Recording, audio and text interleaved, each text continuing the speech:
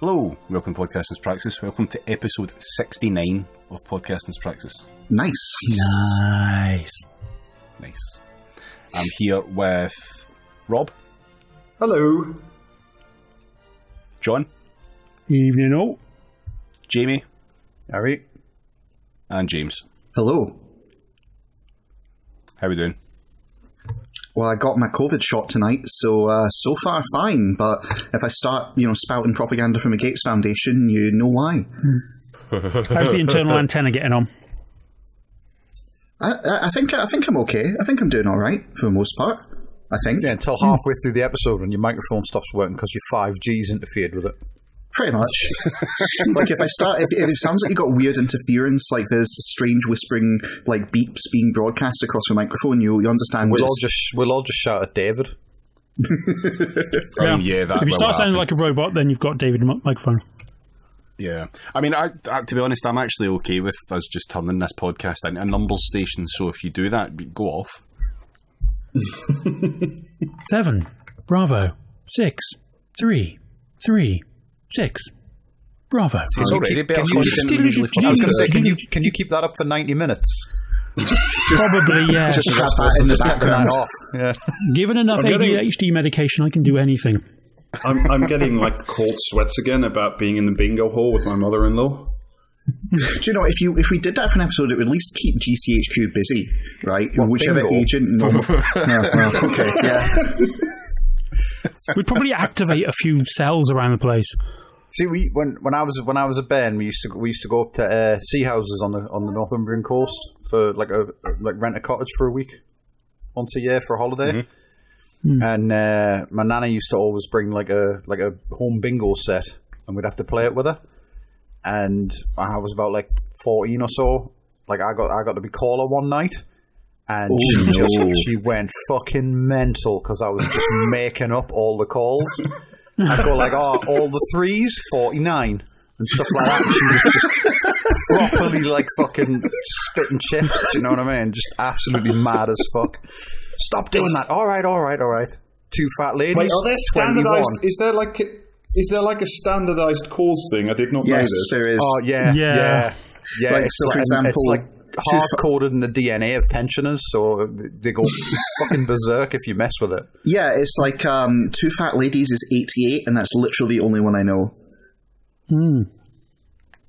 Oh, it would be Boris's Den, number 10. Yeah. Okay. Yeah. Jesus. Well, this is For more pensioner content, continue listening.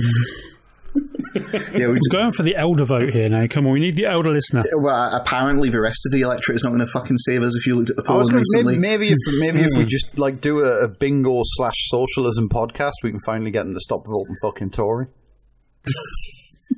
No, I'm just more thinking that like if we turn this into a bingo podcast, then maybe we can finally put it on Patreon. But then I remembered that all people don't know how to work Patreon, so we'd still be screwed. I would just ring them up and tell them we're Microsoft. And by the time the vaccine kicks in, I won't be lying. I was going to say, in James' case, it's just true now. I mean. Oh, right, okay. Will we get started off with some little news nuggets then? Go Yeah, on. a little bit. Why not? So first thing I wanted to say is a hearty fuck you to the Tomahawk chain of steakhouses, mainly in Yorkshire and the north of England. I thought you were going to say missiles. Yeah, me too, actually. I'm like, it's a bold move insulting a missile. Like, we'll see who wins that argument. We are going to come, I swear to God, back US to missiles. Navy's just been like raining ordnance down on Rob's Swiss castle. And he's had enough. No, we're going to come back to missiles later in this episode. No, this is the restaurant chain Tomahawk Steakhouse, who, because obviously they're not earning any money, demanded that their staff lend the company 10% of their monthly pay. Oh, yeah. So that the company off. could... Yes. Do you know what I mean? Just bosses, just take the fucking piss, like, and then have the temerity to complain when people just like fuck them off at work. Do you know what I mean? When they like, I turn up to work an hour late and everyone's like, "Well, you've got to be here on time." It's like, fuck you. Do you know what I mean? Just take it out of my fucking wages, you shithead. You know what I mean? It's always like, oh no, you're not doing like professionalism, and then they turn around and try and steal 10% of your wages or some shit. Now, the thing that pissed me most about this story, though, is the fact that they were saying, oh, this is an interest-free loan, and we will pay you back maybe eventually, some point. When we don't crash. It's an interest-free loan, right? Okay, fine. Except if they then take it, like if they hold it for more than a year, then that's effectively like you're loaning at a negative interest rate, essentially, because you're getting back less value than you put in. So yes. Yeah. Not to mention, it's not even so much a loan, it's you've been forced to invest in a restaurant, which like is a shit idea at the best of times. Yeah, my advice to anyone who's like having to loan the fucking steak, like what was it, the Tomahawk missile steakhouse or something? Yeah. Anyone who's having to like loan sidewinderbeef.com or whatever the fuck it is, 10% of the wages, just take a fucking cooker home.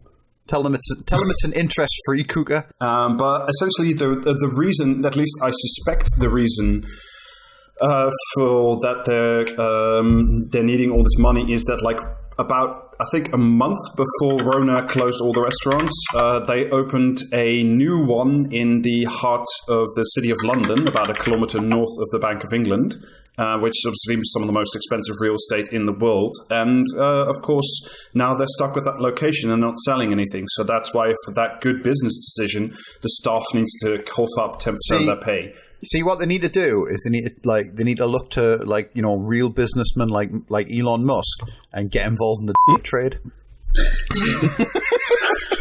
So I just looked this up. I genuinely never heard of a tomahawk steak cut before, but it's an on-the-bone rib steak cut, right? And one of the top answers, like you know how Google suggests, like people have also asked, and someone's question is, why is tomahawk steak expensive? And apparently it's just presentation factor, plate appeal. Literally says plate appeal, presentation, wow factor. Plate appeal. Yeah. It's all going to come out your arse in the end, for fuck's sake, like. Yeah. This is fantastic. I'm looking at all the images for tomahawk steak that are popped up on Google are all like, you know how that way where food has to be tall but not wide? It's all like that, essentially. So, yeah, okay. I stand by my commitment. You can tell they're arseholes. But not wide. Yeah. It's a fine dining thing. With like a bowl of cereal? No, they do this thing where like they, rather than spread the food around the plate, they all pile it on neatly and artfully, and you know, like seriously, if this is a thing, once you notice it, you can't unsee it. Look at like fancy cuisine kind of images on the internet, and you'll see it. They pile the food up to be tall, but if you just put it aside each other on the plate, now that's a tremendous mess, and no one could ever eat that. This is fine dining for you. I know fucking nothing about fancy cuisine. I literally eat any shit you put in front. I'm like Pac-Man. No, I mean you are like this. I got. Imagine, Jamie. You get a fucking big 12-inch wide plate, right? And then in the middle of it, there's what looks to be a fruit pastels ice lolly stood on its end.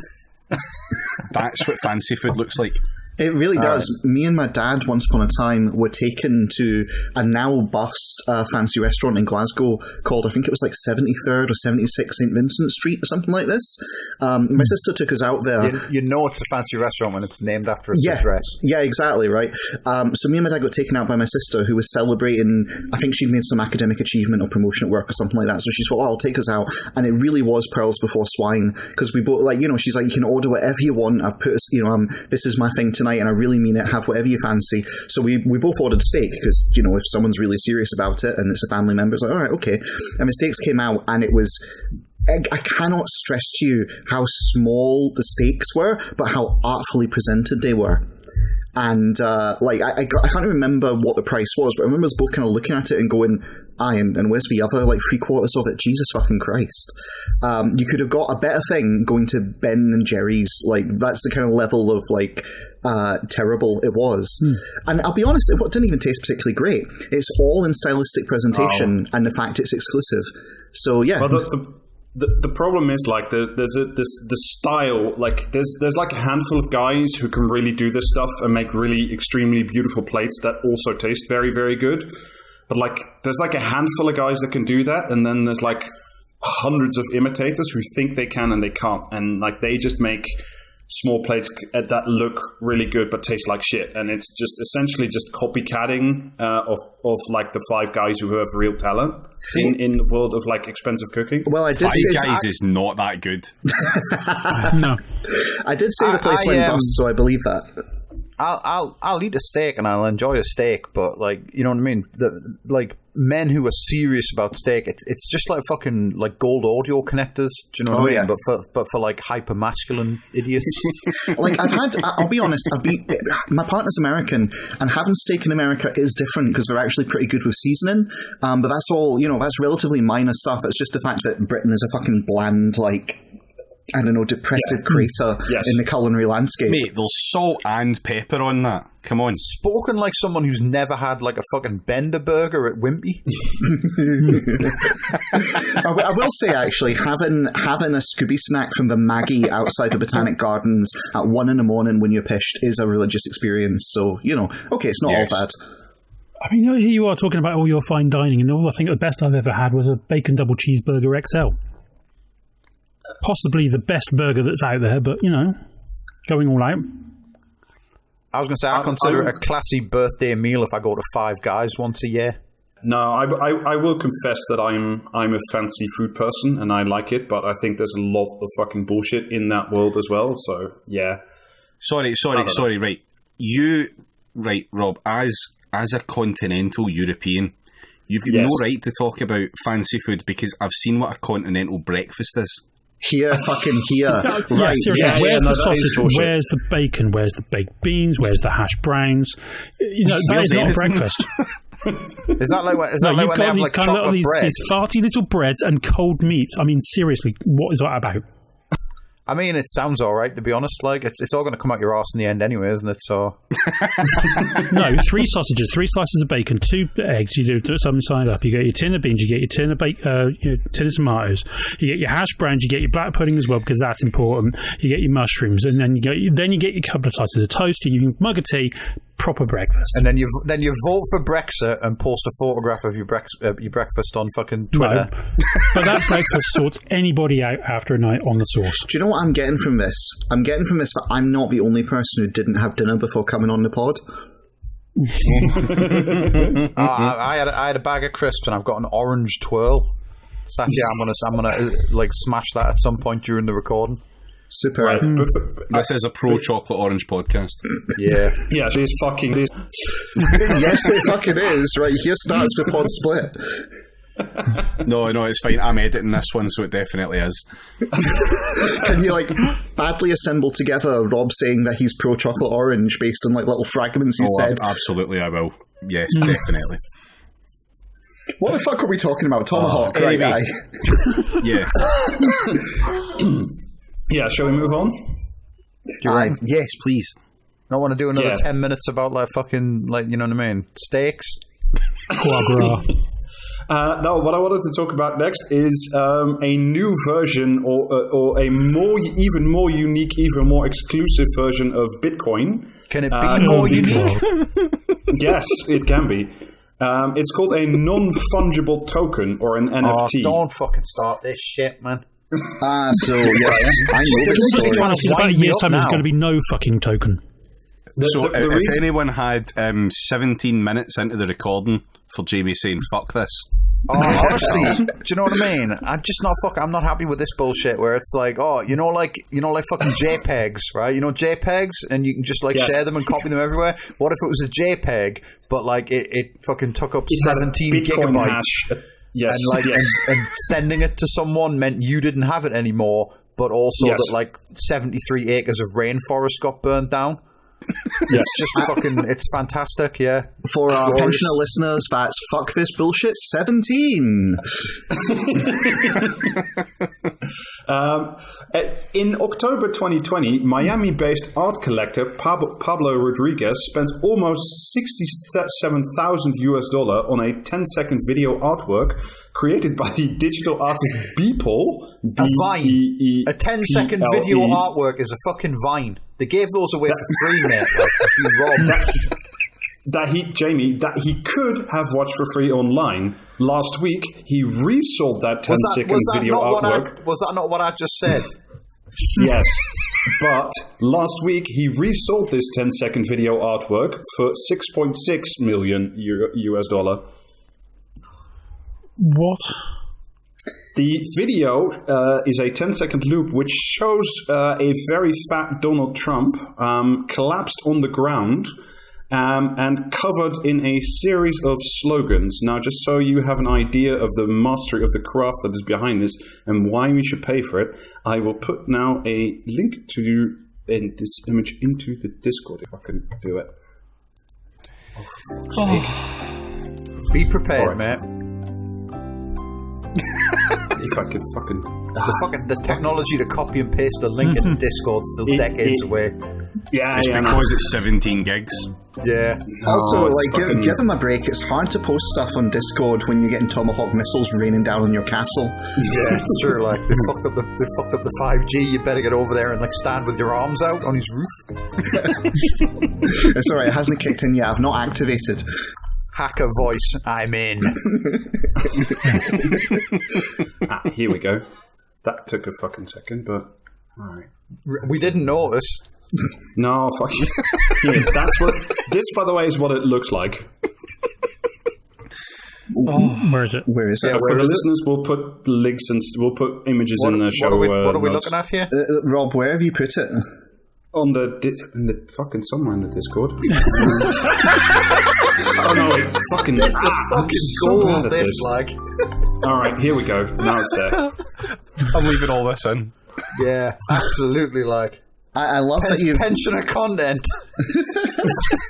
It's not even I love that you've not even posted a video. You've posted a still from the video. No, because I can't get the whole video because it's full of shit and artifacts. Because it costs $6.6 million. Yes. Yeah. We don't have that kind of money.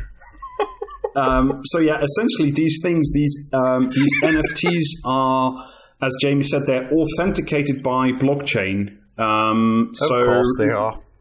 Yeah, so they can only ever exist online, and only one of them can ever be original, quote unquote, because only one person has the key to the blockchain, or however these fucking things work. I am so very fucking tired. I can actually this says volumes on me, but I can actually explain how this works, and it's fucking dumber than you can possibly imagine. Do you want me to? Yeah, go for it. Okay, so the way this essentially works is you've got, it's mostly done through Ethereum, if I'm correct. They have these cryptocurrencies, and essentially they are like a consensus kind of programmatic thing where you've got a whole bunch of different people doing the calculations to prove that these trades are legitimate, that when someone says I sold something and someone else says and I bought it, that it's a legit trade. And the way they essentially run this network is they have multiple different people doing these calculations and reaching consensus to prove that all of these transactions have actually taken place. That's what the blockchain is. And the way they distribute this is, rather than just trusting a few particular individuals, we do this thing called proof of work, which is basically the more power you can throw at the calculations to prove it, the bigger a say you have in the network. So if you have a cluster of servers in China that's processing the blockchain, then you're considered, the amount of work you put in is a kind of symbol of your authenticity and how trustworthy you are in confirming these trades, right? So to simplify that, rather than just have someone sitting in a room somewhere with a server that's got a unique copy of all the transactions going on and they're the authority. Instead, you've got server farms across the world all burning power to prove that they're legit and for real and are equally invested in this thing, and each of them is independently confirming these transactions as they go ahead. And then the actual cryptocurrency itself is it's a little digital contract that's got some prime number encoding. So if anyone doesn't know, the principle is very simple. It's much easier to multiply two numbers together and work out what the product is than it is to start with a product and work out which two numbers are multiplied together to get it. So it's easy to say 3 times 2 is 6 than it is to try and start with 6 and figure out what two numbers someone put together to get to it. That's how the uniqueness comes in. So if you own a section of a blockchain, if you've got the rights to it, essentially you have the key that's one of those two numbers that goes into it, and cracking it the other way when it's 9 digits long is actually very difficult. And so this is a long way to say that the way people are using this, rather than just have a database going, oh, this person owns this image, that wouldn't be sufficient. Instead, it's got to be this distributed thing across the entire fucking world where people are pouring in tons of hours of energy and electricity to prove that this person is in fact who they say they are and they do own this. And the whole value of this is meant to come from the fact it's distributed, that there's no central authority. And so basically you substitute having a central authority who vouches for things with instead having us torching the entire fucking planet. And if that sounds confusing as fuck, it's because it's incredibly fucking stupid. It all only has value because libertarians like think it sounds nice. Do you know what I mean? It's like, oh yeah, hack the planet, man. Like, it literally is. I prefer, you know, when people go, oh, the internet's like the Wild West. There's no laws, there's no regulations. That was better than what we've got now. Do you know what I mean? Yes. It's like, when it was like, remember anyone remember the fucking the saga of sex.com in the 90s? Yes, I do. Yeah. That was like, you know, and that guy lost like years worth of revenue because someone fucking just like wrote a letter to his domain name registrar and went like, actually, I'm this guy now. My name is Mr. Snurub and I am the legal owner of this website. And like, you know, everyone went, oh yeah, that's disgraceful. And the guy just fled the country with all the money he made. And it's like, yeah, but you know what I mean? Like that was, you know, that was like shocking and dreadful and oh, the law isn't suitable for the internet and everything, but it's better than we're all going to fucking die in a fire just so that like some dipshit can have like a fucking, do you know what I mean? A picture of Donald Trump with a fucking burn on his back or whatever the fuck that's meant to be. Yeah, it's like... Jamie, there's now a modern version of this sex.com thing. Among the other things that are NFTs beside this fucking awful art is also exclusive Bitcoin wallet names because those are also unique. So like you can spend thousands to have like your Bitcoin wallet name say cool dude but with 2 zeros. I want to die. Yeah. Oh, good news, Jamie. If you wait, this is going to kill you. Like, yes, this will. This whole thing, like the whole Bitcoin thing and cryptocurrency can basically be reduced to this. Rich people want there to be the structure that governments make, but don't actually want there to be a government. And they want the value that Labour provides, but they don't want it to actually be abstracted to Labour by the medium of a government. So instead, what they've done is it replaced government with incredibly complicated mathematical calculations, and they've replaced the Labour value with energy. Like literal, like, you know, rather than the value of the workforce dictating the value of the currency, instead it's the fossil fuels being burned to power the calculations that the value ultimately derives from. Countries worth of energy. Yeah. I love to live in the culture, but shit. Like the thing is, it doesn't even have to be this way, right? Like basically the guy who put Bitcoin together, he worked out that, okay, so I'm going to distribute this ledger and all these people coming together and doing the calculations to validate it all the time is going to keep it legit, like a collective action. But what happens if someone comes in and like gets enough of a network that they can then say, oh, actually these calculations are correct. How do I make sure it doesn't get stolen? And his solution was to say proof of work. You've got to be like whoever is throwing the most energy at this is the one who, you know, is probably most trustworthy, they're the most invested, right? And the alternative model is you do proof of stake, where it's the person who's invested the most like money essentially into the network, who owns the most currency, can do it, but that's vulnerable to being taken over by like financial interests and stuff. Speaking of financial interests, for reasons that I'm not entirely sure of, but I think has something to do with that fucking Elon Musk tweet from earlier where he said Bitcoin to the moon or whatever it was. Yeah. Like the market for these stupid pieces of art was actually quite small. But in the last month, in January 2021, the total market for these art assets was about 10 million. This month alone, it has jumped up to 80 million, and it's projected to go even higher. Before that, like in December 2020, it was essentially a non-existent market. And Christie's, the big auction house, is now holding an auction of NFT art, and I can't begin to describe how fucking stupid and ugly it all is. Nearly all of these are by the same artist who made the original piece, the guy called Beeple. And bids for this fucking auction, and which I don't think is closed yet, are already above 3 million. And Christie's will also accept payment for these artworks in Bitcoin. So just to make clear how fucked up this is, each sale of a piece of artwork on this network the entire thing, like not just the transaction, but all the replication, etc., that goes on. Each sale uses up the same amount of electricity as your average European consumer spends in 11,000 years. Yeah, that sounds about right. But it's going to go even bigger, because what I didn't know, but what I found out, is that the NBA, the US Basketball Association, last year launched what it's called the Top Shot website, where users can buy and trade NFTs, which are essentially GIFs of game highlights. And as of last week, Friday, the total volume of trade for these GIFs of people doing dunks, literal dunks, total value was nearly $200 million US. And the highest bid was $208,000 for a 10-second loop of LeBron James doing a slam dunk.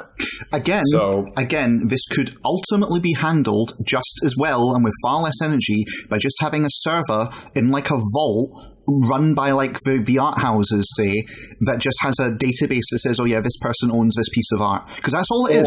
That is all it is. It's very libertarian of you to suggest that we should return to the voltage standard. It kind of is what it is.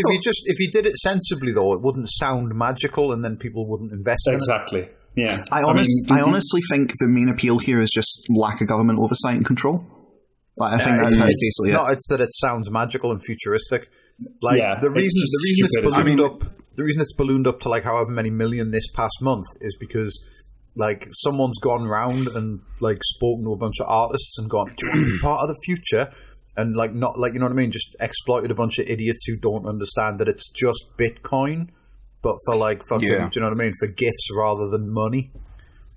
I mean, cryptocurrency was always going to be successful with a certain subset of people because it's free of government oversight. Only a specific niche of people are really going to do well off it. And you can use it to buy child pornography. So libertarians love this shit.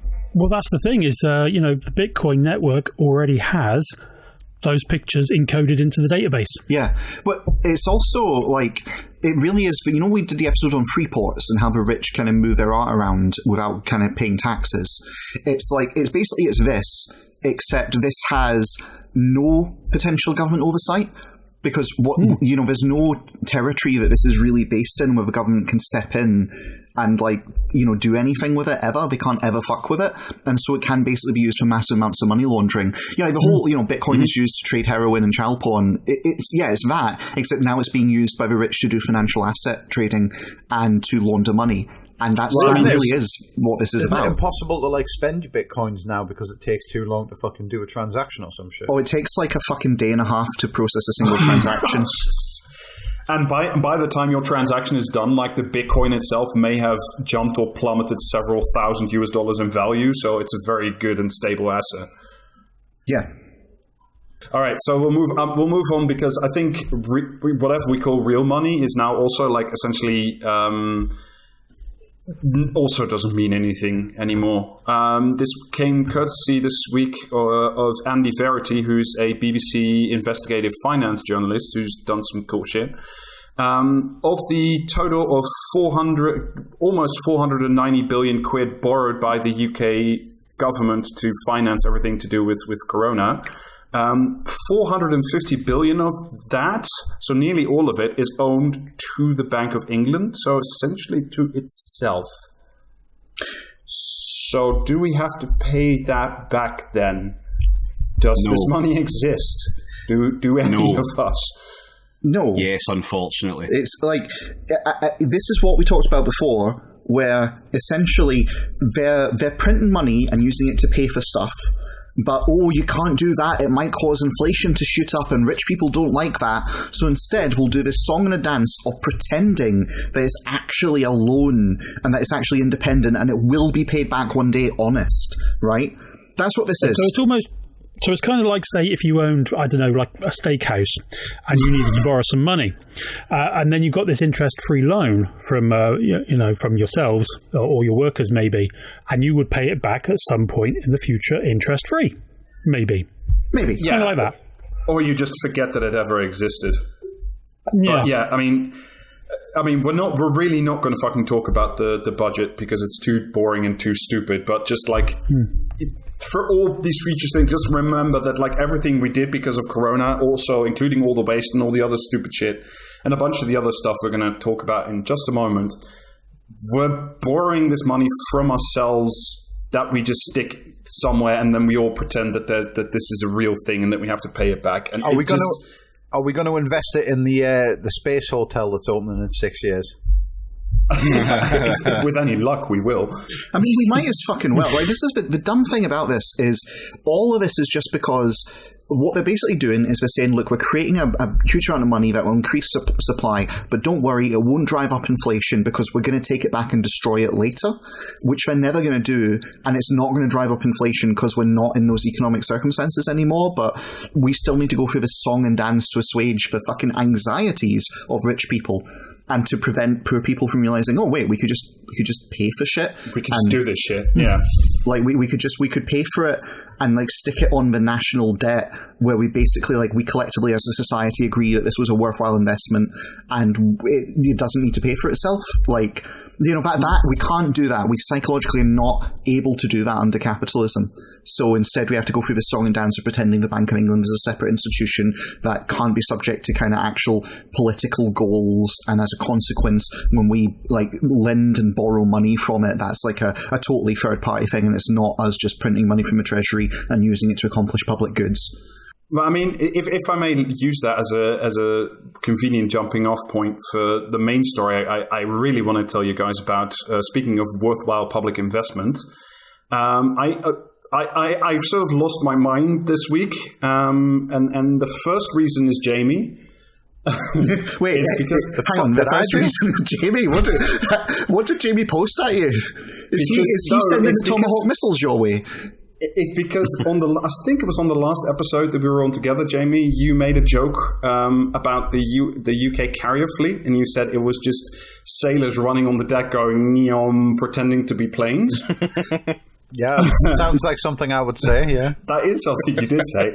And then that combined in my brain with a piece that came out earlier this week or last week in Forbes by a journalist called David Axe, that the US Air Force now wants a new air fighter to replace the F-16, pretty much admitting on the wayside that the F-35, the Joint Strike Fighter, was a totally overexpensive, stupid piece of junk that should never have been built in the first place. Let me guess. Yep. They're going to spend like $6 trillion on this shit while nobody gets even the $1,400 check that Biden like promised us you with like went back on the 2000. Yes, but that's not sort of what I want to talk about. What I really want. Excited! I'm so fucking hyped for like the turbo fascism that America's going to do in 2024 when they elect Hitler's skeleton in a mech. Did you see that images? They had the CPAC, the Conservative Party Action Conference, whatever thing. Did you see those photos of all those people with a literal golden calf shaped like Trump and like praying to it? I just what the fuck? I didn't see that, and fuck you for bringing it up. Quite frankly, the other thing could have lived the rest of my life without that knowledge. The other thing from this conference that I thought you were about to mention, Rob, is the stage was very obviously shaped like an odal rune, which was used by the SS, and the odal rune is a Norse rune which means like heritage, family, inheritance, kind of, you know, real flash kind of shit. Great. And it's the stage is unambiguously in that shape, and there's all these kind of woke skulled liberals that are coming out this week saying, oh no, it was an independent company that did it all, how dare you suggest that this was, you know, in any way, shape or form Nazi. And it's like, no, I can believe that the company that was coming in to do the consultancy and design had no idea that's what that symbol was, but I guarantee was this consultancy based in like one of those villages in Argentina where everybody's weirdly tall and blonde? No, apparently it's like just a fucking corporate blood sucking kind of. See, when you posted the image of that on Twitter, I genuinely like just at first glance I just went, oh, what the fuck have the BBC done now? Because it looked like it was like the weakest link or some shit. A little bit, but no, I genuinely, I honestly obviously, I'm sure that was intentional. And even if the designers who were responsible for delivery and doing all the work for it didn't know, I guarantee you, the client kind of looked at it and went, "Oh, that's pretty good, but could we maybe tweak it like this, just a little bit?" I mean, the thing is, if you go, "Oh, we're having a conference, can you shape the stage like this fucking room that not many people will recognize?" It's like, it's 2021, mate. Just do a fucking swastika. Do you know what I mean? just turn up in a tank with a little toothbrush mustache. No one gives a fuck. You'll do you know still what I get mean? as many votes, if not more. Yeah. Do you know what I mean? You might as well just fucking be honest about it now. The whole pretense that oh no, the Republicans actually just care about moral stand. Oh, fuck off. Do you know what I mean? No, I'm tired of everything having to be this whole fucking charade where we all pretend that we don't. Do you know what I mean? Everyone, it's like, oh, we're having a collective hallucination for the rest of your life, and everyone will just think you're a dick if you don't join in. It's it just fucking annoys the shit out of me. It's like the Democrats where it's like, oh no, yeah, we've won, we completely control the government and we can do whatever we want, but we have to respect the parliamentarian that no one's ever fucking heard of before, the day that suddenly it's the most, we can't disrespect that motherfucker. And it's who the fuck is that? Do you know what I mean? We're having a collective hallucination, and if you don't join in, you're a dickhead, is basically Jamie discovers society. Sorry, I do want to drag us back onto the thing because there's so much I want to tell you. Essentially, what I wanted to talk to you about is not just the F-35, which I swear that's the dessert portion because it's the funniest airplane ever designed in so many ways. The thing I wanted to talk to you about is not Trident, but the other big portion of the UK's defence, which is our brand new carrier fleet. Which is two ships a fleet. Technically, well, I mean, if you're in charge of two ships, you get to wear a bigger hat, as I understand it. Yes, you do. So this is essentially the two UK's brand new aircraft carriers. They're built. They're done now. They're undergoing sea trials. The HMS Queen Elizabeth and the HMS Prince of Wales. I love the idea of sea trials. You build a boat and you're not sure if it will work. Do you know what I mean? Are they putting it in a massive bathtub first to make sure it's not you know what I mean? If it sinks, at least they can get it back. Jamie, you joke, but when they first floated one of them, the electronics in it died. Yes. This is a story. And also one of the screws created. Did they put it on the to put all the electrics on the outside or something? Well, I mean, there's a number of interesting flaws to do with this carrier fleet, which is why I wanted to talk about it and why I've been losing my mind this week. All right, fill your boots, mate. So essentially these are used for what the Navy calls carrier-enabled power projection around the world, i.e. if you've carriers, you've got planes on them, and that means you can bomb people very far away from a mobile airstrip. That's essentially the point of them, is to show UK power to the world. Though but we don't have any planes, do we? No, we don't have any planes. Well, we have some planes, not all of which are ours, and most of which definitely do not like to be at sea for a number of reasons we'll get to. I'm just picturing we spent 17 billion pounds on two aircraft carriers, and all the planes that the Navy owns are seaplanes anyway. Yeah, so that is pretty much where we're. No, it isn't. How can that be what is actually happening? All the Navy fighters are seaplanes. Shut up, man! Fucking hell. No, this is not actually true. I just wanted to sort of. I'm going to stop talking on this fucking podcast. To be honest, it just winds me up. Fucking seaplanes. Jamie, put down the leaf. All right, just put it down. Anyway, the these chief of things defence they were staff supposed demanding that 1,000 people get crammed into the Spruce Moose.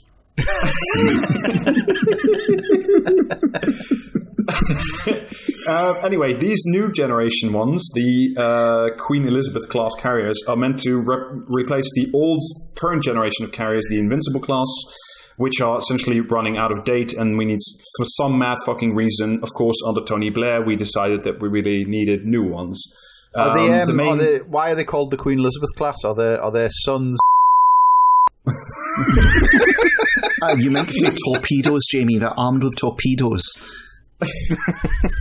So We started building these things back in 2005, so they're currently undergoing sea trials, so it only took us 15 years to build the fucking thing. I can't believe Sorry. 16 years to build a boat and they're not even sure if the fucking thing will float yet. Is that not day one? Is it day one you go, can we make this thing float? Like, yeah, but that's probably that's probably the main thing we want from this, is that it floats on the sea. Well, so yeah, essentially I wanted to tell you about two of the parts. The first part is the actual ships themselves, which are fucking stupid, and then the planes, which are even more stupid and even funnier. So as I said, they started building them in 2005. Costs initially estimated at $4 billion just for these two carriers. So not the ships, not anything else. And we're expected what's the final bill going to be? So far, it stands at 6.4 purely for the carriers. That's a lot of fucking Lego, like. Another 6 odd for the planes, and some more shit like shore facilities, that kind of stuff. So, give or take, this whole thing works out at 15 billion. So, like 2/3 of a Serco test and trace. You know what they should do is they should brand them. They should just, like, you know what I mean? It's like one of them's a Harry Potter aircraft carrier, and they do tours. People can come on and like fucking like shoot wizard themed missiles or something. I don't know what the fuck. Like, do you know, Jamie, you joke, but they kind of do. I've not watched or read Harry Potter. I have no idea what the fuck he gets up to. You know, you joke, Jamie, but we do actually kind of have a branding thing in them. Do you want to know my favourite fact about these carriers? Go on. Apparently, they have built-in iPhone docking charging stations for the crew quarters. Please tell me it's the old version. Please I kind of want it doesn't fit the new iPhones. I kind of want it to be, yeah, but I remember reading that fact in one of the like splurge pieces years ago now that the Guardian were doing about them. Did the Navy issue everyone with like Android phones as standard or something? I mean, that would be incredibly on brand, wouldn't it? No, it would be Blackberries. I guarantee you, if they issued anything, it would still be Blackberries. Yep. All right, Agent everyone in the entire Navy crewed out with Nokia N-Gage. Anyway, the individual carriers are, unlike all the American ones, are not nuclear powered, but they have 4 very big diesel engines each. Together, each engine puts out something in the order of 40 megawatts of power, which is the same as powering a relatively sized town of 32,000 homes.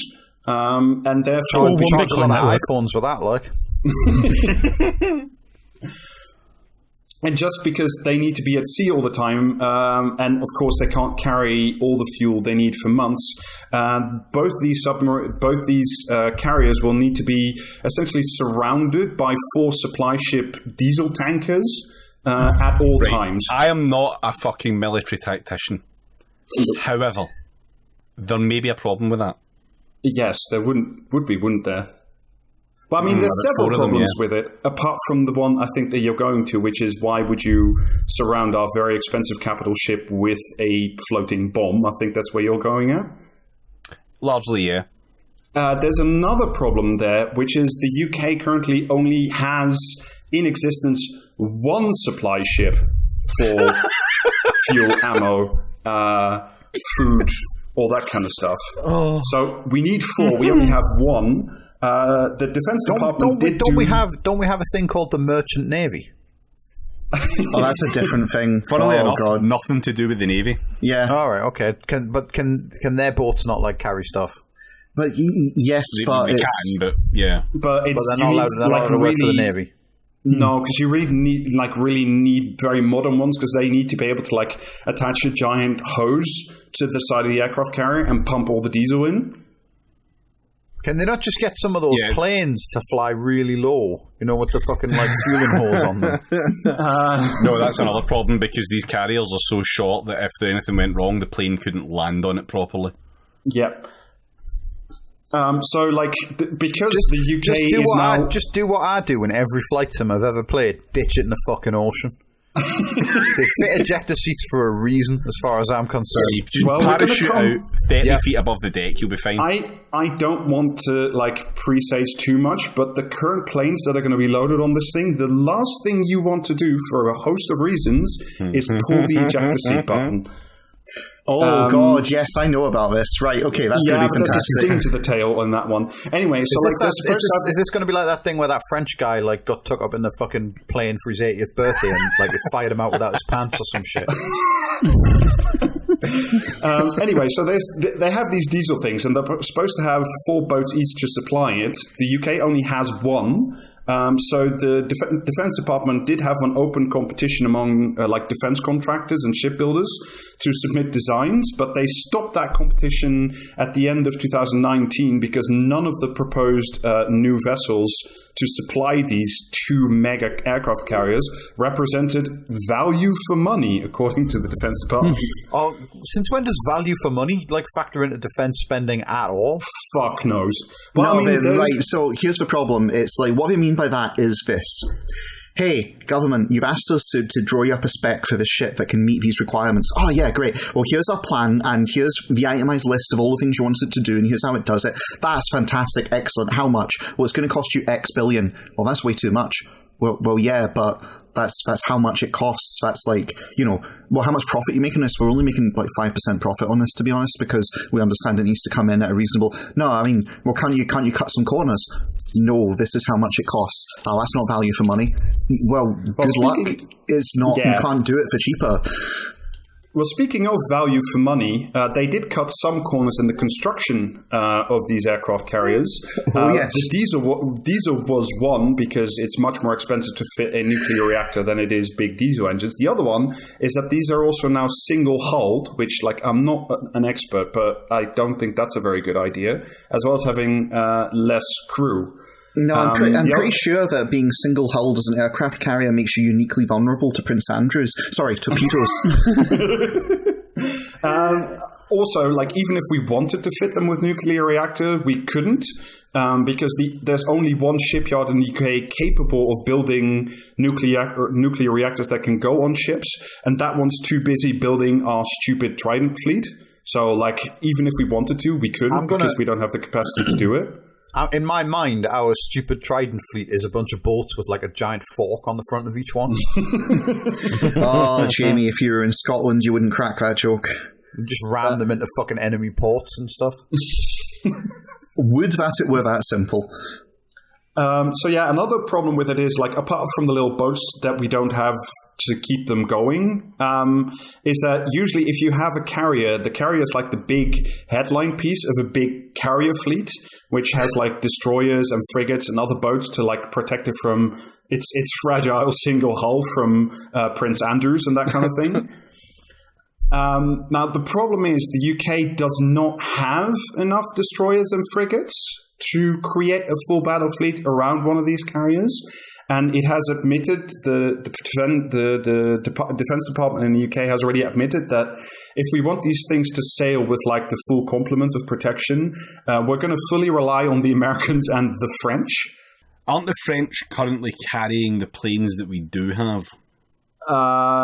Yes. Well, the planes that we do have are not that many, and technically most of them are still owned by the US Navy. Mm-hmm. So the latest the latest report from the National Audit Office, which weirdly enough has lots of interesting info, because like the bean counters are the only ones who will actually tell you the truth about this stuff, is like, what you also need for these things, as you can imagine, is like a very sophisticated radar system to detect all the other airplanes and cruise missiles and fuck knows what that's around one of these carriers.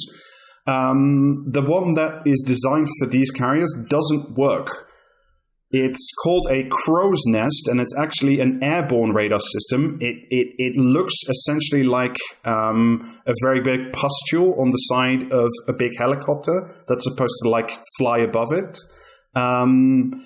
And these things don't work. The reason they don't work is they were designed by Lockheed Martin, and the Defense Department did not oversee its contract properly.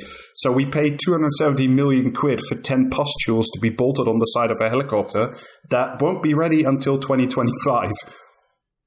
And these big fucking bulky things, they're on one side of the helicopter, yeah? Yeah, they are.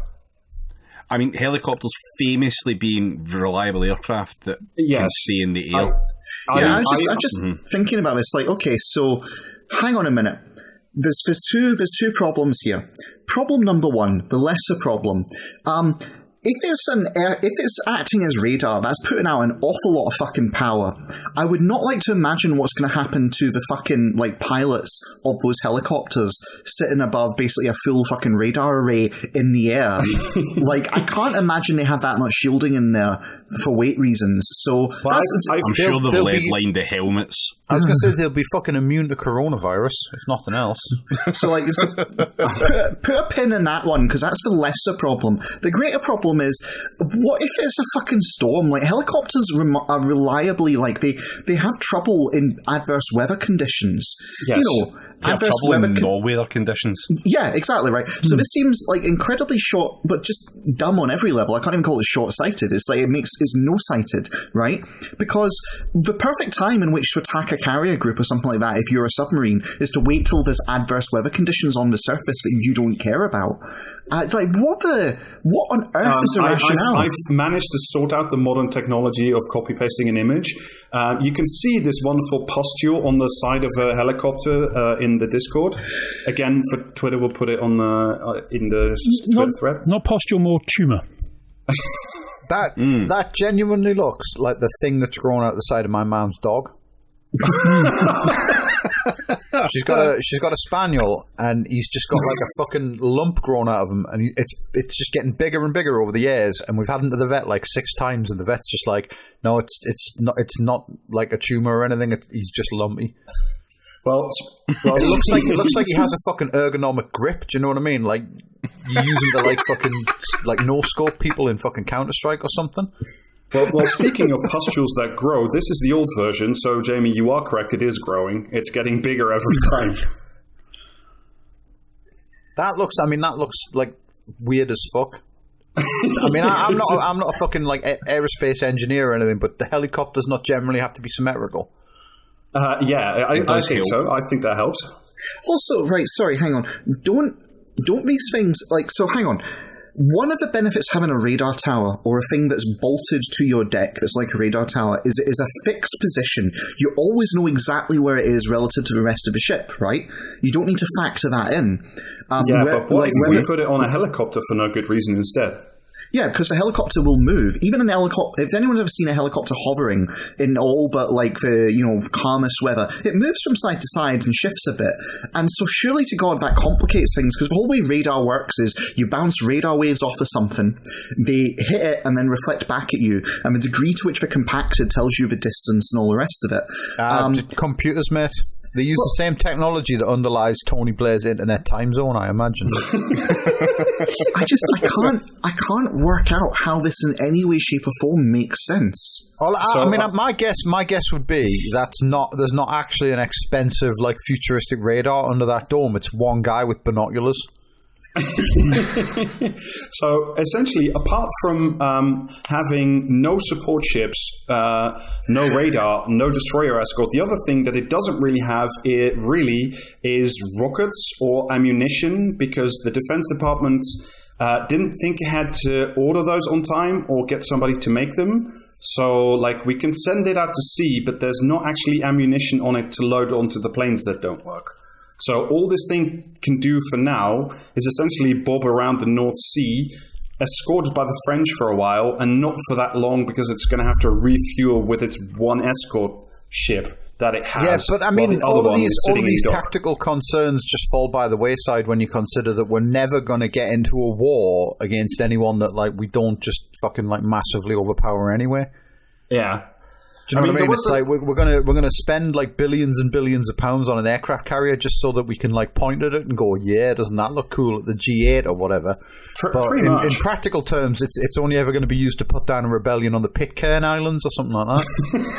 Oh no, it's all about Britannia rules the waves, isn't it? British strength. That's it. We rule the waves. I'll be honest, right? See, if we were going to be putting down a rebellion in the Pitcairn Islands of all places, the last thing I would do is send a fleet named after the Royals. You're going to have no trouble with what goes on in the Pitcairns. Sir, we've got an urgent problem here. What is it? Well, we launched the torpedoes, as you said, but the Andrew class, they're turning back on us for some reason. They're refusing to attack the Pitcairns.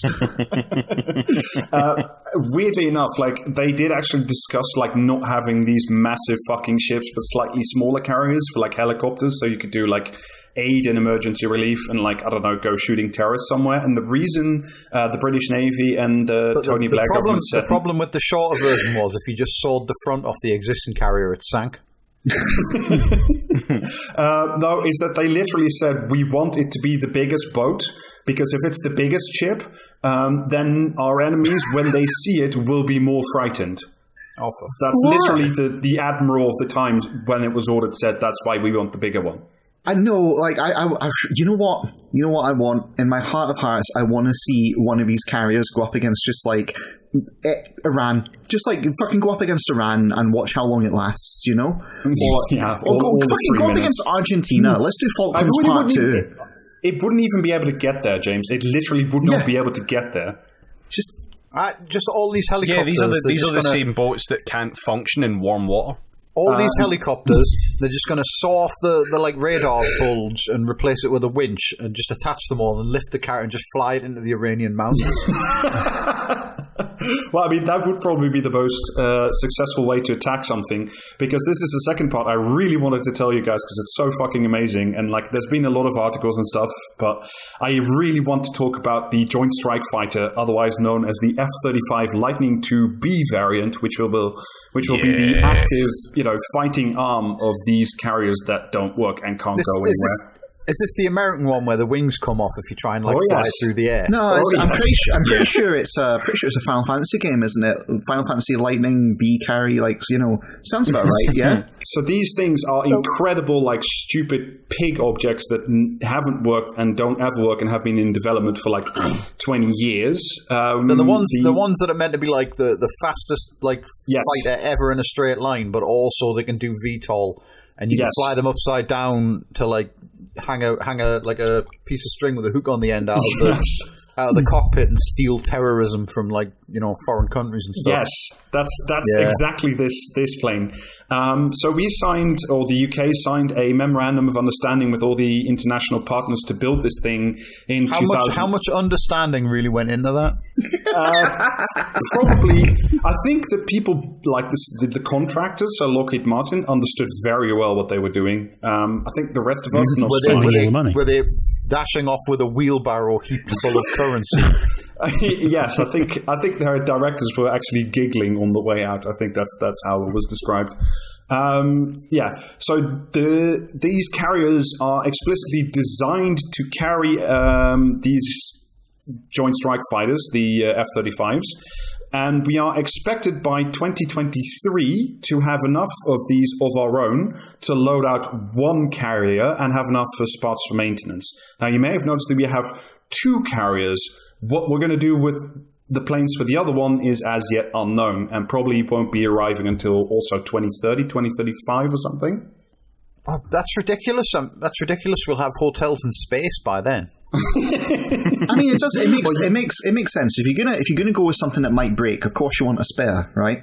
Yeah, I mean, what if the first carrier sinks when they put it in the really big bath? That's a funny thing, though, right? Because you want spares, but before these things were even out, we'd binned the last carriers. Like we just didn't have any carriers for a while. That's why the planes were on the French ones. I'm imagining one of these fails its sea trials and they have to deploy it to the Lake District.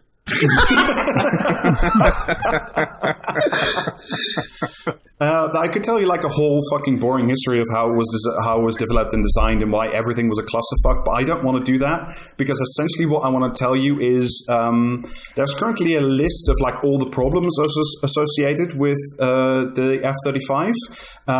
The current count is 800. It falls out of the sky. The wings are detachable. You can't fly in the rain. Yes, it has currently 800. Fly in the dark. It has currently 800. You can't cross the international date line with it. Yeah, fuck's sake, you. It currently has 871 known flaws, which is down from only 941 2 years ago. So it's great. There are known flaws and there are known unknown flaws and etc. But among these 871 flaws, there are still 10 that are called Category 1 problems, which are defined as so serious it could kill or injure the pilot or break down catastrophically the plane itself.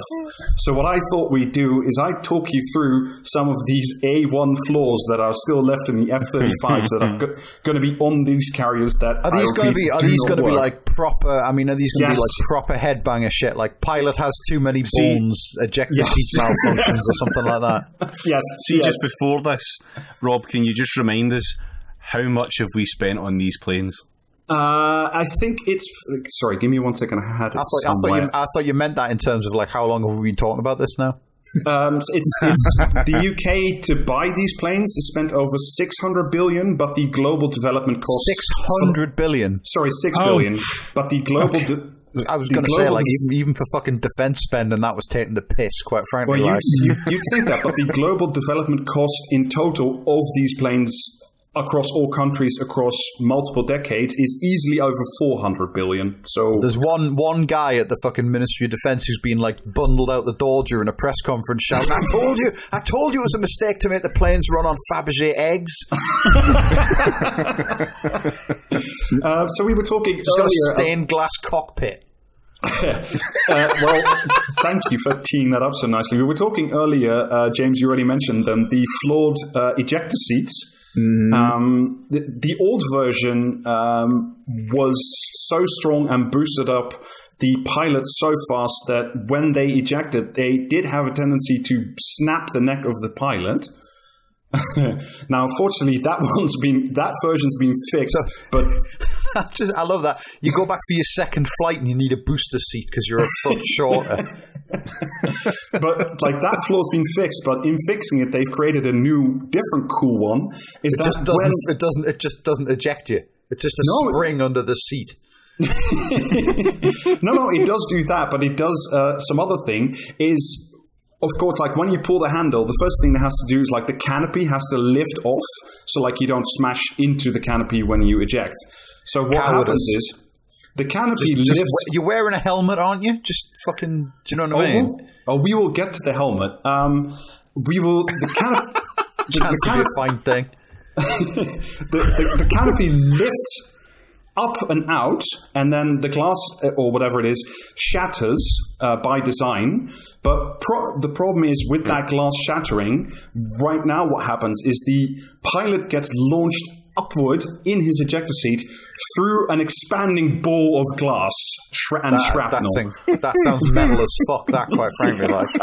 Yeah, so to put this in perspective, like an actual functional like F-16 or whatever, if you eject from that, it does actually make you an inch shorter. That is actually a thing that's not a joke, Jamie. A normal fighter pilot kind of planes, when they eject you, it permanently lowers your height because it compacts your spine, and you can only do so many ejections in a flight career before you're basically like medically... Before you're too short to go on the ride. Well, yeah, actually, here's a joke. You joke. Have one of those little fucking, like a cardboard fighter pilot with his hand out that taller than that to be allowed in the planes. No, actually, it's the other way around, Jamie. The Air Force prefers... John McCain queuing up for his 100th mission in platform shoes. The Air Force prefers pilots to be short. The Air Force prefers pilots to be short because they're less likely to pass out under high Gs because their hearts need to pump like less distance. That's actually a thing. So you've actually got these already like Ben Shapiro-sized guys and women as well. Sorry, I'm not meaning to be sexist. Once they've done like 100 ejections, they get like taken into the secret Air Force where they fly smaller planes. Basically, the Micro Machines Air Force, and they're just like tearing along, bombing a snooker table. So like they're like tiny Al Qaeda. Tiny Al Qaeda, fantastic. But sorry, I'm now picturing, that little article that was in like Bin Laden's secret hideout kind of thing, where it looks like a little kid's toy kind of playset. I'm now picturing that, except with like a tiny little fighter pilot who's been, shrunk down and is talking, Roger, I'm afraid facts don't care about your feelings, kind of Ben Shapiro style over the... It's that diagram, and when you zoom in on the Taliban fighter sat on the mountain, like it shows you his circulatory system with like planes flying down his ventricles and shit.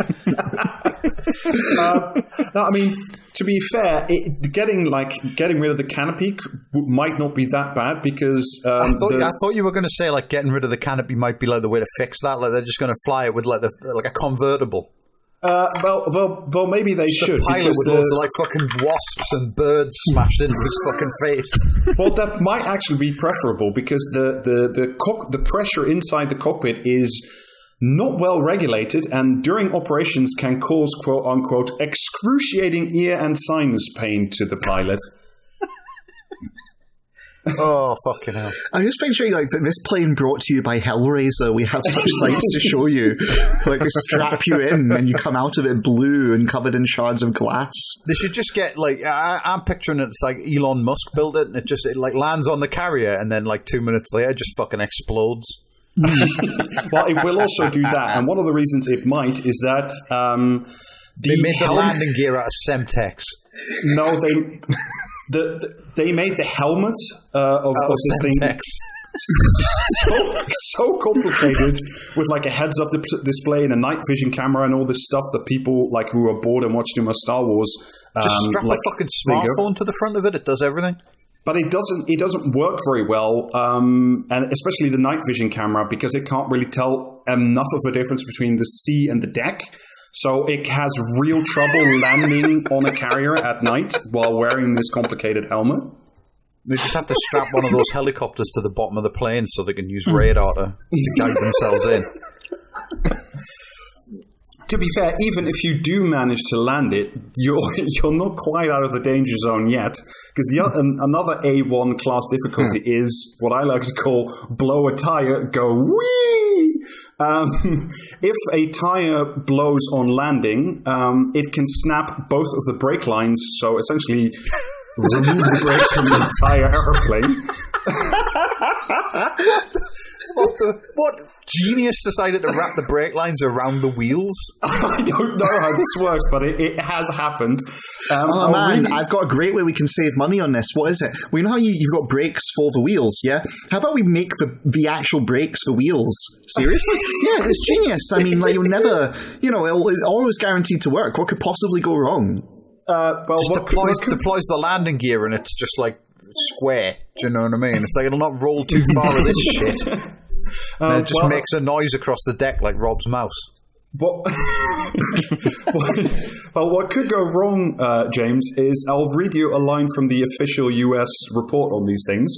Yes, The concern is that a blown tire, quote unquote, will result in the loss of one or both hydraulic systems, which may degrade directional control during landing and could lead to runway departure, presenting loss of aircraft risk. Could lead to runway departure. Is a hell of a... I love that they got the full cop style guide out for that. Yeah, I'm interpreting runway departure as the runway just sees what's happening and goes, fuck this, and just gets up and walks away. No, I'm loving this where like you can just see they're sitting down and like, okay, so we need to write up the problem, and there's like a guy sitting there going, how the fuck are we meant to tell them that the fucking wheels will fall off and then the thing will fly off the deck? How the fuck are we meant to... No, leave this to me. I got this right.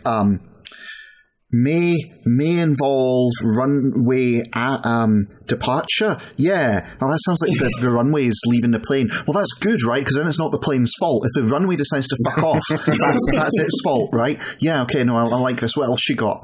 Like, I could just see them fucking, scribbling out sentences upon sentences going, no, this makes it sound too much like it's our fault. And like, balling up and tossing it away and trying again until eventually they hit upon the magical sentence, may cause runway departure. Superb. And you have to remember this is probably on a carrier, maybe in the night when there are other planes on the deck ready for departure. So if it loses, if its directional control degrades during landing, it may skedaddle right into another one of these planes. Oh God, I just got this. Fucking John McCain's daughter was on the design committee and wanted to honour him, and this is how we ended up with it behaving the way it does. Superb. Now, I have to say that there's another way that these things can land, specifically in in the B version, which is the one that will be used on the carriers that don't work, which is what it's known as the vertical takeoff and landing mode, which is where it almost comes to a stop, then rotates the thrusters, and then sets itself down on the deck. That's the idea, at least. But on warm days, on hot days, I think over 30 degrees Celsius, and not like we ever have any of those, the engine may not be able to guarantee enough thrust for a safe landing and may just decide to go thwomp on the deck. I mean, it's just like, they're like, oh, it's got VTO. But like, you know what I mean? And they can't actually do the L. Just fucking. But it doesn't matter how hot it is, you can fire the fucking thing into the air. Now, this is not to say that like the only problems that are there are like when you do an emergency ejection, or when you try to land, or when you try to fly it with excruciating ear and sinus pain. It also can't taxi on the runway or shoot things. I love to have an operational temperature range the width of dental floss. This is fantastic. This is superb. Well, what might happen is, let's say you're in one of these things. You've managed to get it off the deck, and it is doing what it's supposed to do, which is a series of ifs already. And you encounter a baddie, like a really modern, advanced Russian or Chinese airplane, and like it's a dogfight. It's fucking Top Gun 2.0. It's really cool. And you have to pull an extreme turn with a pitch above 20 degrees during combat. The plane may experience oscillations, pitch, and yaw issues, which, for those of you who don't speak airplane, that essentially means the aircraft goes out of control. Yeah, the wings come off. They don't quite go off. If you do that like big pitch turn, so above 20 degrees, and you turn on the afterburner to escape the dogfight, these unintended oscillations, pitches, and rolls could melt the tail of the aircraft. Yeah, well, that's user error. Just fly the thing in a straight fucking line like God intended. Do you know what I mean? These showboating pricks trying to do like turns and landings. Like, fuck off, Tom Cruise. We haven't got time for that shit in the modern Navy. Well, I mean, that's not the only sort of problem that it has. What was that plane we had that used to fly into a hill every other week? Was it the Harrier? No, was it 737? The Tornado or something? Oh, the Tornado, yeah. Oh, yeah, they love crashing those. Yeah, just every other week there was a thing in the papers about like one or more tornadoes just like embedding themselves in farmland.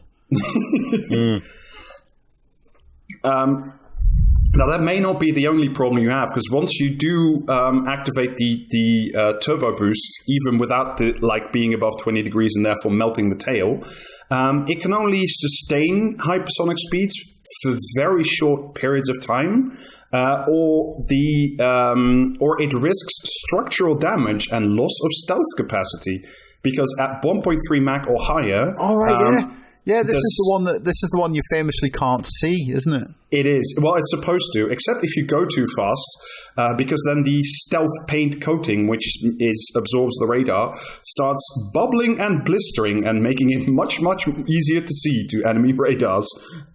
Well, this is like the greatest plane that anyone's ever fucking built, quite frankly. But no, I mean, this is specifically the one that Donald Trump had to be told like 3 times isn't actually invisible. Yes. Yeah. Also, I don't know if this still is a problem, but early versions had the issue that paint would just come off in the rain. Yes. I think that's been fixed. The thing that hasn't it wasn't been... just the rain, it was if you flew it through clouds. Yeah. Was it? Famously, were they actually painting never anywhere near. Were they just covering in like a dust? Do you know what I mean? Just like, this is the anti-radar icing that we're just going to put over the top of it. Well, just clearly they designed it. They have a problem because like fucking cats are licking it off. I can see. The F stands for fondant.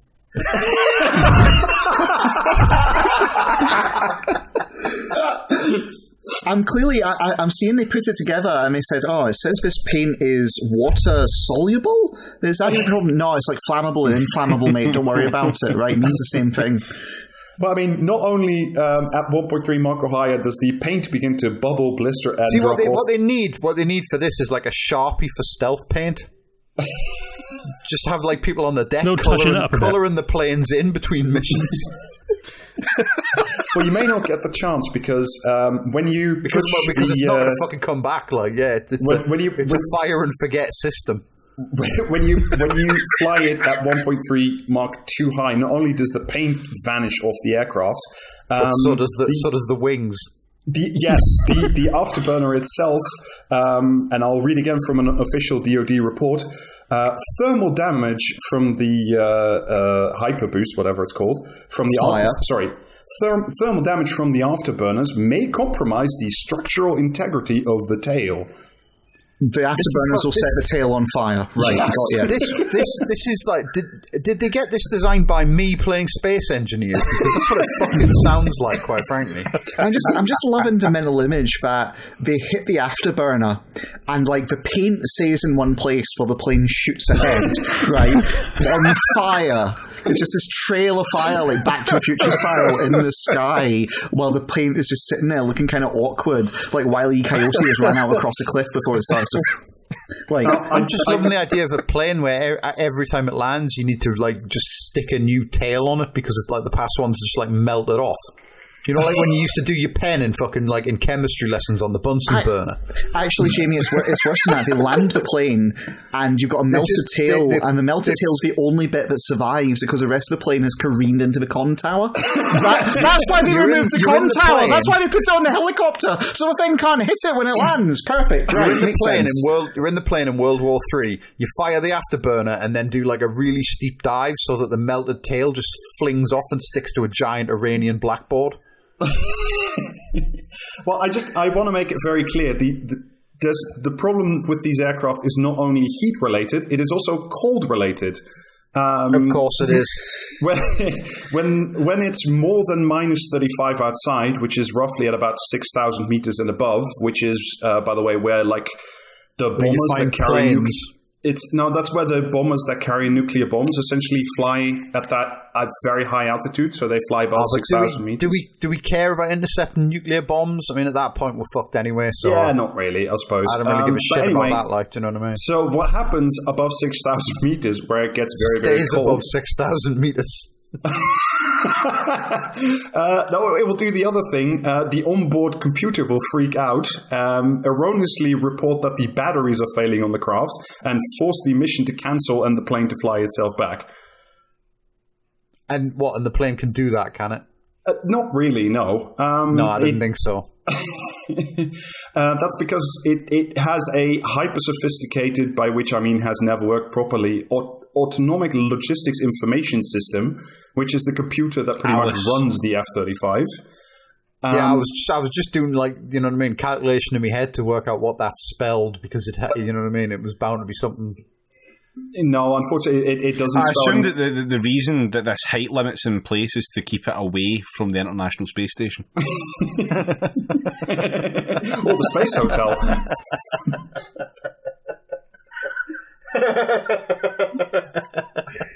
Right, I think I'm the only person here who got that then.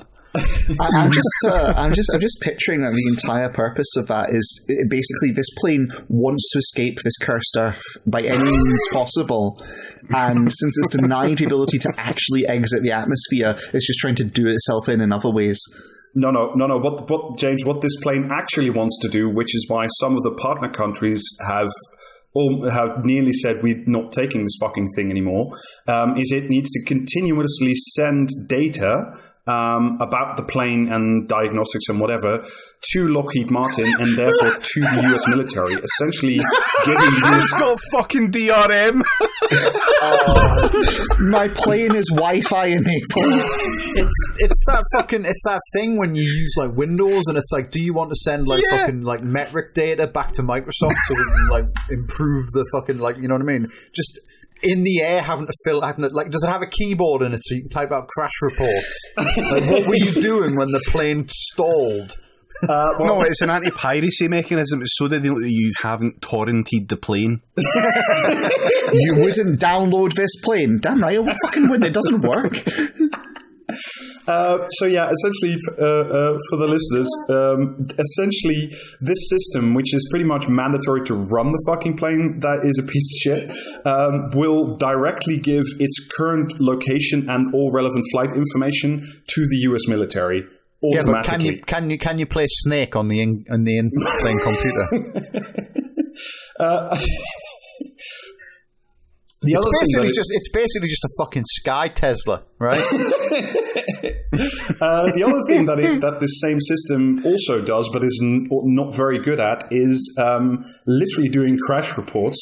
It's not capable of fully diagnosing its own systems, and may not actually be in a position to warn anybody when parts of it are about to break down or fall off the airplane. It's not capable of telling the crews that it needs to replace the wheel or something. Yeah, the damage report computer's been damaged, that sort of thing. Yes. So yeah, that's just a quick rundown of the main failures. Rundown. Sorry? Yeah, a quick rundown. Yeah, we've only been on this for like a day. And just so you're all very comfortable, even with everything that's fucking gone wrong with these planes, that continues to go wrong and that will never be fixed, even admitted by the people who make the things, we have not put the funding in place to buy a full complement of these useless fucking things to park on our second carrier. Good. Yeah, that's... Well, you say good, right? But if you're coming at this from a position of actually let's do some defence, right? The carriers are designed with these planes in mind, so they are too short for any other planes to actually take off from without the planes don't fucking work. It's like, oh, we spent all this money on carriers and we haven't got any left over to fill them with horse shit.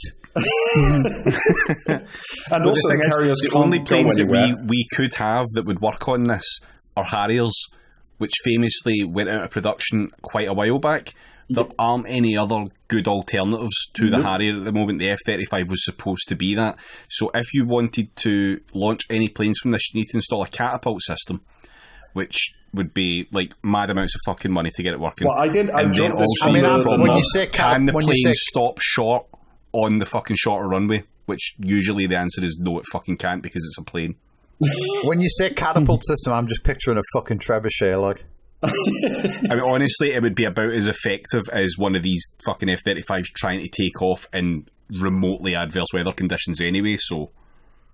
I mean, this is emblematic of just Britain. It's like, we've got to show our British spirit abroad, and you end up with this stupid thing which no one in their right mind would take serious, that doesn't work, that needs help to limp along from other territories, and can only really confine itself to the bleak winter of like the North Sea, unless it gets too cold, in which case it can't even do that. Well, I mean, what it definitely cannot do is take a nice summer holiday in the Pacific, because even with 4 full support ships full of diesel, the distances between ports are too great, so it would essentially run out of fuel before it got to Hawaii.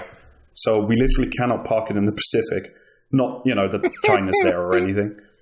I love to have ranged force projection without the force or the range.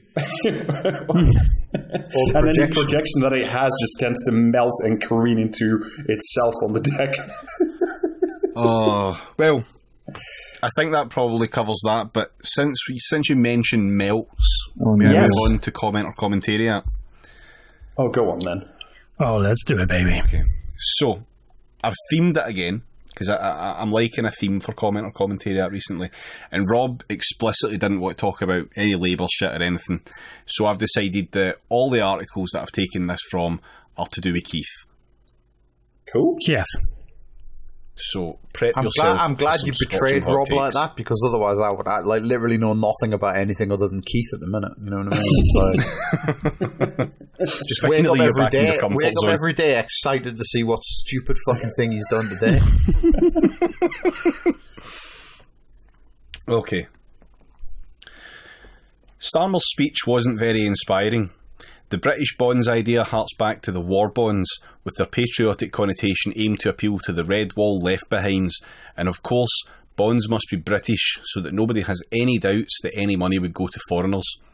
There were no specifics about how to fight inequalities, how to rebuild the economy along green lines, and the elephant in the room, the disastrous fallout from Brexit was carefully covered with the national flag.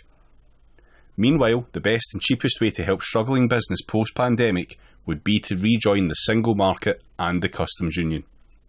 Comment or commentariat? Commentariat Guardian. Yeah, Commentariat Guardian. Commentariat, yeah. No one uses behind when they could use arse. Or this is BBC Politics, because I know David and it's a comment. I'm going to switch to comment BBC Politics. No, you're half right, half wrong again. It was a comment from the Guardian. Right, okay, yeah. That does smack of the I want to be a Guardian columnist. The closest I can get is to leave a comment. Big notice me senpai energy to that, yeah. Yeah. Keir Starmer's strong start as Labour leader. Oh, sorry.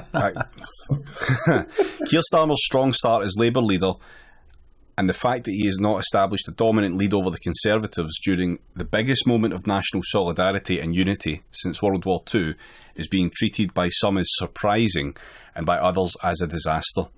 On any reasonable metric, he has made solid progress.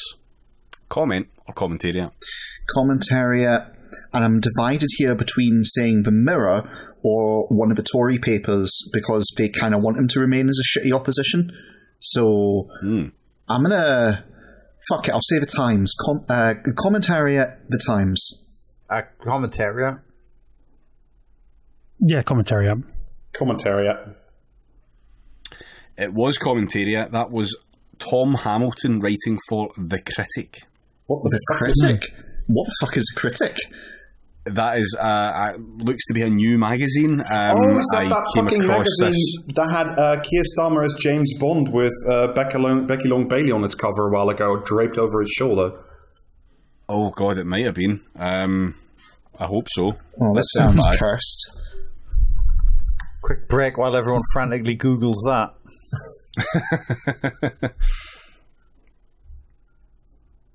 New Labour tried social democracy and were wildly successful.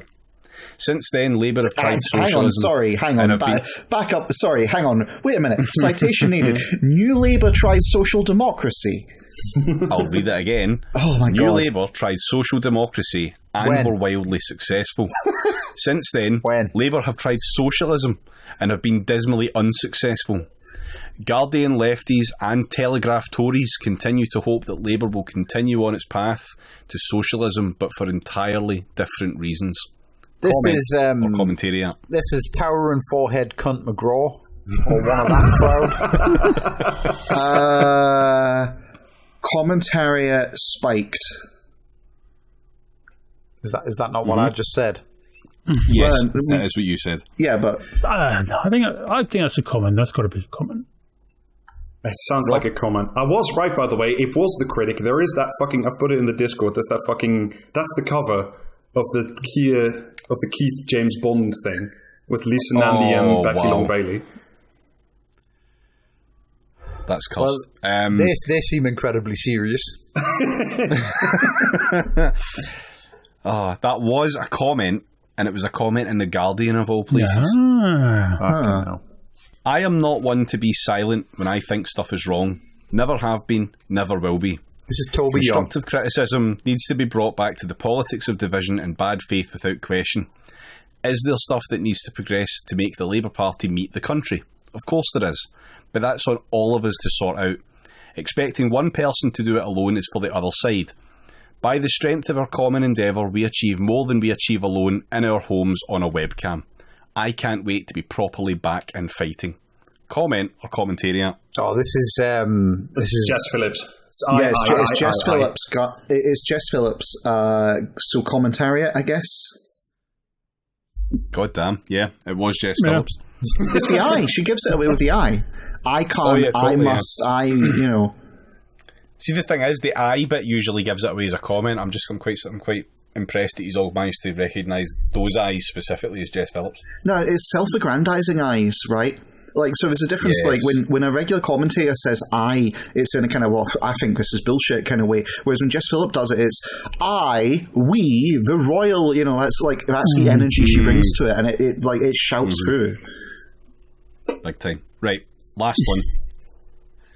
Starmer's critics who make this charge of timidity also conveniently forget the proactive and brave decisions he has taken in the last year. I'm not finished. Jesus Christ. Wait a minute. Have the Starmer skeptics already forgotten about the purging of the hard left from his new shadow cabinet? Or the swift boot he gave his leadership rival Rebecca Long-Bailey and then his predecessor? Or the time he whipped his largely pro-Remain party behind the government's Brexit deal? Oh, I know who this is. Or Commentariat. Commentariat. Isn't this Polly Toynbee from... Every time you say, I know who this is, I get it wrong. Gives the fucking game away. Keep it to yourself, man. Okay, Yeah, sorry. tell us who it was, Rob. I'm interested to hear what you've got to say, mate. Isn't this Polly Toynbee? I think it's Commentariat. Yeah, I think it might be Polly Toynbee. Yeah. It's not Polly Toynbee. I don't know why I thought that. I must be a fucking idiot. Yeah, It isn't actually Polly Toynbee. That was Grey Sargent, right? What? And you'll like this. Grey Sargent is that a Cluedo writing in the piece? Spectator. Grey Sergeant in The Spectator with the knife. Well, right, the Spectator's great, right, because it gives you a little kind of very short bio of someone who's wrote for them. Grey Sargent is a research fellow in the Asia Studies Centre at the Henry Jackson Society. The chair of Hong Kong Watch and a long-suffering Labour Party campaigner based in South Essex. I've found a guy. That is a highly cursed energy. That definitely, like, I don't know, it seems like every week there's a new kind of guy for Labour, and they're all like other type. They all got the same kind of cursed energy. They've got infinite variety. They all sound like they've been out of a job since the Empire finished. Kinda. Labour friends of guys. They've all got that energy that sounds like they would quite happily be shouting at young, like, BME members of Labour for daring to want someone like Diane Abbott to represent them. Like, they've got that kind of flavour to them. Chances are you will find them all in Diane Abbott's mentions. Yeah. Nearly 100%. How is it racism? Do you know what I mean? We just don't like her because she can't do sums. Yeah. Yeah. Well, I know the type. Yeah. They're all fucking that was bald. Comment or Commentariat, and I suppose that was the episode as well. We haven't, like I said, we didn't really talk too much about Keith. However, if you want to hear us talking about Keith, then today, if you are listening to this on the day of release, tune in to Sin and Stream, twitch.tv/SK the Crusader. Me and Rob will both be on there to talk about Keith and why he is shit. So look forward to that. It'll be something. How many points behind do you reckon they'll be by then?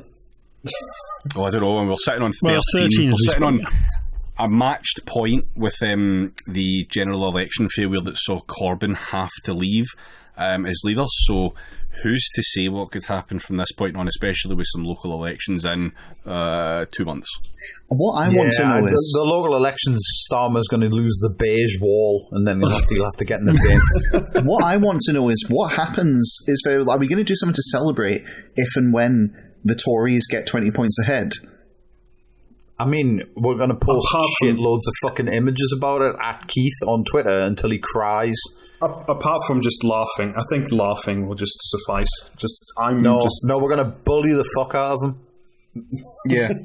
Not going to be happy until he, like, fucking, do you know what I mean? Until he, like, walks into the fucking ocean and never comes back, quite frankly. That's it. Chat shit, get banged. Yeah. We owe it to that fucking, like, Deliveroo driver. That's true, we do, actually. We must avenge him. That's it. Eternal solidarity with that guy. Well, and also that guy, there was that piece in Novara about Keith's connections to the security apparatus. We also owe it to a bunch of Libyans that were probably tortured with at least his weekend and North, if not more. Yeah. Yeah, definitely. Fuck him. Fuck Anyway, that guy. on that positive note, we will catch you on the stream, and if not, we will catch you next week. Next week. Cheerio. We'll see you Bye-bye. then. Bye. There are. Bye-bye.